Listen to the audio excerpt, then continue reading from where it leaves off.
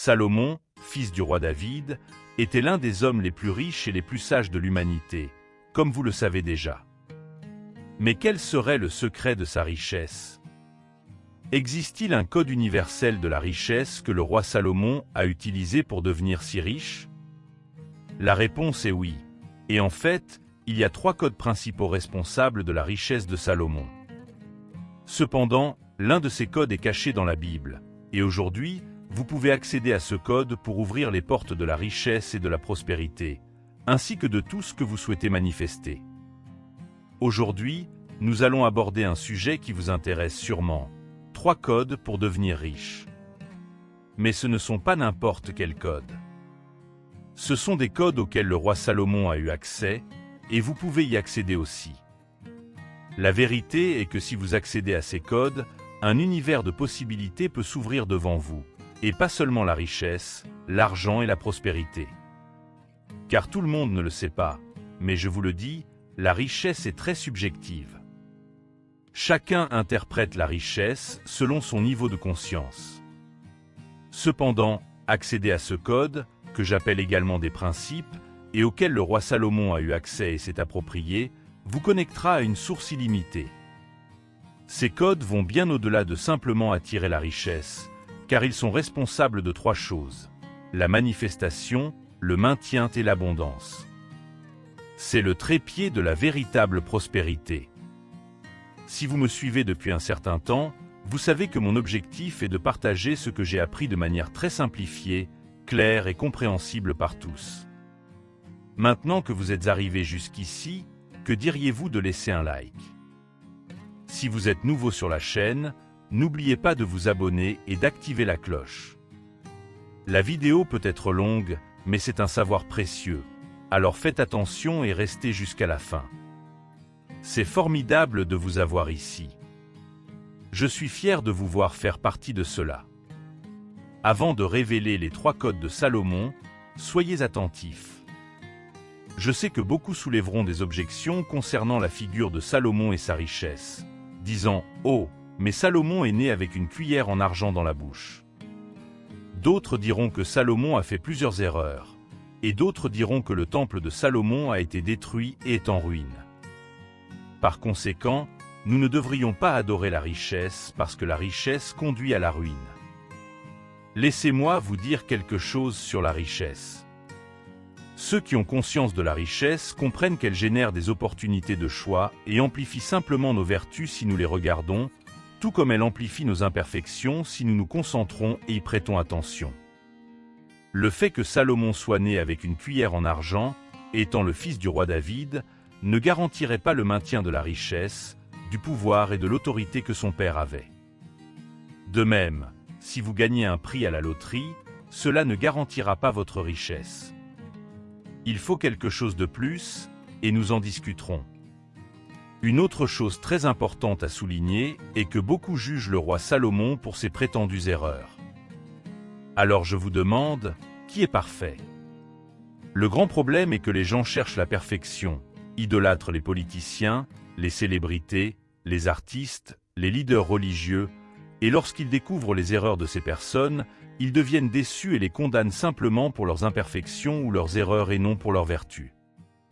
Notez que devenir riche ne garantira pas votre richesse éternelle, mais si vous vous appropriez et utilisez des principes éternels qui ne meurent jamais, alors vous pouvez manifester, maintenir et partager la richesse. Il est important de souligner ce qui suit. Le but de cette vidéo est que vous prêtiez attention au code auquel Salomon a eu accès. Mon intérêt n'est en aucun cas d'imposer une idée religieuse sur ce que je crois ou ne crois pas, ou toute autre idée. L'objectif de cette chaîne n'est pas de vous aliéner. Au contraire, c'est de vous faire penser librement et par vous-même, de déterminer ce qui a du sens pour vous. Passons maintenant au code et soyez attentifs car je laisserai le code le plus important pour la fin. Je vous demande donc encore une fois de rester jusqu'à la fin de la vidéo. Dieu apparut à Salomon dans un rêve et dit « Demande-moi ce que tu veux et je te le donnerai. » Salomon répondit « Donne-moi la sagesse et la connaissance afin que je puisse diriger cette nation. » Dieu dit à Salomon qu'il recevrait ce qu'il avait demandé, mais il lui donnerait aussi la richesse, les possessions et l'honneur. Eh bien, vous le savez peut-être ou non, mais Salomon était très jeune lorsqu'il monta sur le trône. Selon ce qui est écrit dans la Bible, il ne savait pas quoi faire ni comment régner. Ce que Salomon demanda à Dieu, c'était la sagesse et le discernement pour pouvoir gouverner son peuple, bien qu'il possédât une grande richesse et fût l'héritier de David, qui était très aimé de son peuple. Salomon comprit que la richesse seule ne suffisait pas à maintenir le règne et l'autorité que son père lui avait laissés. Ici, nous entrons dans le premier code auquel Salomon a eu accès et s'est approprié, qui est la sagesse pour gouverner. Nous pouvons clairement voir à travers la vie de Salomon que pour maintenir la richesse seule ne suffirait pas. Pour gouverner, maintenir sa richesse et la multiplier comme il a fait pendant ses années de règne, la cupidité devait céder la place au discernement. Salomon a écrit dans Proverbes chapitre 16, verset 16. « Combien il vaut mieux acquérir la sagesse que l'or. Acquérir l'intelligence est préférable à l'argent. » Dans le chapitre 17, verset 16, il ajoute « à quoi sert l'argent dans la main d'un insensé, puisqu'il n'a pas le désir d'acquérir la sagesse. » Votre plus grand désir ne doit pas être la richesse. Votre plus grand désir doit être la sagesse, et plus encore, d'acquérir continuellement plus de sagesse. La sagesse et le discernement seront responsables de la manifestation, du maintien et de la multiplication de la richesse, ainsi que du respect du monde qui vous entoure. Laissez-moi vous dire quelque chose, la richesse est déjà disponible pour vous, mais vous devez être mentalement préparé à la voir et à la manifester véritablement dans votre vie. Vous pouvez travailler sur votre état d'esprit pour la recevoir. Eh bien, le deuxième code de Salomon pour devenir riche concerne la prise de possession. Cela signifie passer à l'action. Soyez trace attentive, maintenant. Les mains paresseuses font pauvreté, mais les mains diligentes apportent richesse. Il ne sert à rien d'acquérir de la sagesse si vous n'utilisez pas cette sagesse à votre avantage et n'agissez pas. Dites-moi, pensez-vous vraiment que Salomon a simplement reçu un téléchargement de sagesse d'en haut, ou bien Dieu lui a-t-il offert des opportunités afin qu'il puisse prendre possession de la sagesse et ainsi être considéré comme le roi le plus sage de son temps? Qu'en pensez-vous? Partagez votre opinion dans la section des commentaires. Écoutez, laissez-moi vous dire quelque chose. Je crois vraiment que nous pouvons avoir une certaine connexion avec la sagesse infinie. Nous en discuterons davantage dans le code numéro 3. Cependant, cette sagesse n'est véritablement de la sagesse que lorsque nous la mettons en pratique, sinon ce n'est que de la connaissance. Vivre à l'ère de la connaissance, où tout ce que nous voulons est à portée de main, nous savons que l'excès de connaissance devient une overdose si nous ne la mettons pas en pratique.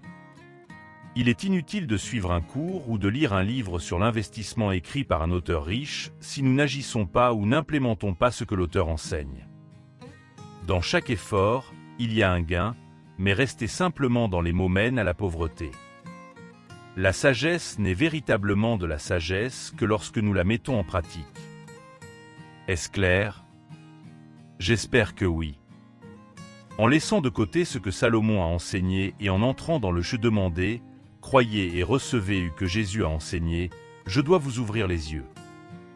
La plupart des gens qui commencent à étudier la loi de l'attraction, la métaphysique, la nouvelle pensée et la pensée positive pensent que recevoir signifie simplement méditer et attendre le meilleur. Au début, je pensais de la même manière, et bien sûr, je ne suggère pas de penser au pire. Mais comprenez quelque chose, recevoir, tel qu'enseigné par Jésus, signifie prendre possession de ce qui est à vous. Le verbe recevoir en latin signifie reprendre ou prendre possession. Mais comment le reprendre? Soyez attentif. Reprendre, c'est accéder sur le plan physique à ce qui s'est déjà clairement manifesté dans votre esprit. Je ne vais pas entrer dans les détails aujourd'hui sur ce sujet pour éviter de rendre la vidéo trop longue. Mais pour que notre conversation soit bénéfique aujourd'hui, prenez ce qui a été dit avec soin. Recevoir et prendre possession, c'est passer à l'action, mettre en pratique les connaissances acquises, ainsi que les idées provenant de votre intention claire. Croyez-moi, lorsque vous avez une intention claire et que vous utilisez le prochain code, le code numéro 3, que je vais révéler avec l'action, les choses se produisent simplement. En revenant à l'exemple de Salomon lorsqu'il a demandé la sagesse, il est intéressant de noter qu'après la conversation entre Dieu et Salomon dans un rêve, lorsque Dieu dit qu'il donnerait à Salomon non seulement la sagesse et le discernement, mais aussi la richesse et la renommée, quelque chose se produit dans le premier livre des rois au chapitre 3, versets 16 et suivants, mettant en pratique la sagesse que Salomon avait demandée à Dieu, pas simplement en la téléchargeant. Vous connaissez probablement déjà cette histoire, mais si ce n'est pas le cas, elle est très intéressante. Un jour, 2 prostituées apparurent devant le roi. L'une d'elles dit « Eh oh mon Seigneur, cette femme et moi vivons dans la même maison. J'ai donné naissance à un fils et elle était avec moi dans la maison 3 jours après la naissance de mon fils. Cette femme a également donné naissance à un fils. Nous ischen Sauls. Il n'y avait personne d'autre dans la maison. Une nuit, cette femme s'est couchée sur son fils et il est mort. Ensuite, elle s'est levée au milieu de la nuit et a pris mon fils pendant que je dormais et l'a placé à côté d'elle, mettant son fils mort à côté de moi. Quand je me suis réveillé tôt pour allaiter mon fils, il était mort. Mais en l'examinant de près le matin, j'ai vu que ce n'était pas le fils que j'avais mis au monde. L'autre femme dit « Non, l'enfant vivant est le mien et le mort est le tien. » Mais la première insista « Non, l'enfant mort est le tien et le vivant est le mien. » Alors elles se disputèrent devant le roi. Puis le roi commanda « Apportez-moi une épée et coupez l'enfant vivant en 2, donnant la moitié à l'une des femmes et la moitié à l'autre. » La mère de l'enfant vivant, émue par la compassion maternelle, s'écria « S'il vous plaît, mon Seigneur, donnez l'enfant vivant à elle. Ne le tuez pas. » L'autre femme, cependant, dit « Il ne sera ni à moi ni à toi. Coupez-le en 2. » Alors le roi Salomon rendit son verdict. « Ne tuez pas l'enfant. Donnez-le à la première femme. Elle est sa mère. » Quand tout Israël entendit le verdict du roi, ils le respectèrent profondément, voyant que la sagesse de Dieu était en lui pour rendre justice. Faites attention à la dernière phrase de ce passage. Quand tout Israël entendit le verdict du roi, ils le respectèrent profondément, voyant que la sagesse de Dieu était en lui pour rendre justice. Cela signifie que peut-être avant, le peuple d'Israël ne croyait pas qu'un jeune homme aurait la sagesse pour régner et gérer la richesse. Salomon devait prouver cela en exerçant son rôle de roi, et plus encore, en mettant la sagesse acquise en pratique. Si vous comprenez vraiment ce qui a été dit, écrivez dans les commentaires la phrase suivante pour fixer cette connaissance dans votre esprit. Pour manifester la richesse, je mets en pratique la sagesse acquise. Je vais répéter. Pour manifester la richesse, je mets en pratique la sagesse acquise. Et si vous le souhaitez, vous pouvez mettre cette vidéo en pause pour écrire. Il est très important que vous écriviez cette phrase car elle condense et valide ce que nous avons discuté jusqu'à présent. Eh bien, je vais supposer que vous l'avez déjà écrite et je vais continuer. Le 3e code de Salomon est presque imperceptible dans la Bible et est lié à l'honneur, la gratitude et la sincérité. Faites attention à ce point car il est essentiel. Salomon aimait le Seigneur comme en témoignent ses actions conformément au décret de son père David, mais il offrait aussi des sacrifices et brûlait de l'encens dans les lieux sacrés. Le roi Salomon alla à Gabaon pour offrir des sacrifices, car c'était le principal lieu sacré. Il est bon de répéter que c'était le principal lieu sacré, et il offrit 1000 holocaustes sur cet autel. Laissez-moi vous dire quelque chose à ce sujet. Je ne dis en aucun cas que je suis d'accord avec les holocaustes et les sacrifices d'animaux. Cela n'a pas de sens pour moi.